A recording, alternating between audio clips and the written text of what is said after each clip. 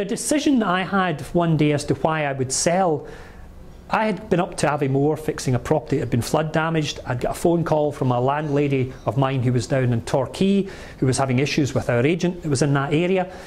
I had to jump the plane. It was one of these mail planes, and it went from Inverness, I think we went to Dundee, and then we went to Edinburgh, and then we went to Manchester and Bristol, and eventually I got down to Exeter at the end of the day. But it was one of these wee hop, skip and jump type planes. I got down there, and the reason why this landlady was so important to me, she'd introduced me to another client who'd just bought 100 flats, or 100 houses in fact. Braid Homes were a builder, had gone bust at the time. One of our clients had bought up all the remaining assets of them and was largely refurbishing or finishing off the properties. We were then letting them out for a short space in time and selling them off as and when the development was more mature and better developed. So I wanted to preserve that client, which is why this lady was particularly important to me. So down to Torquay, resolved the problems there. Then I had to hop over to Norwich, which is where a call centre was, to resolve some problems there. And I got back to the office, and sitting on my desk was a letter from somebody saying we're interested in buying your business. And it was just one of those days that you thought, you know, I'm not having fun at this anymore. And I was saying to you earlier, if people are having fun at the business they're doing, if you enjoy the business you're doing, you want to get up in the morning, you want to get out there and do some work.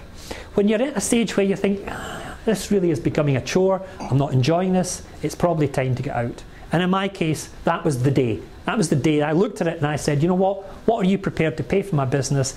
And if it's more than I thought it was worth, I was leaving and I was out. And that was a decision I made. Probably the wrong decision on hindsight, but it was a decision I made. One of the questions I've often come back to ask is, had we franchised that business? Had we gone down 42 franchisees as opposed to owned businesses?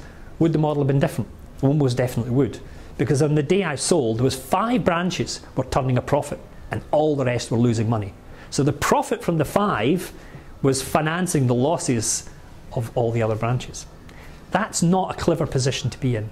So again, looking at that, if these had all been franchised operations and it was somebody else's money in it, it would have been a far more attractive proposition for somebody to buy. I would probably have made an awful lot more money when I'd sold it. I wasn't displeased with the money I got from my company. In fact, as I say, it was a lot more than I would have paid for the business, so it must have been a good price.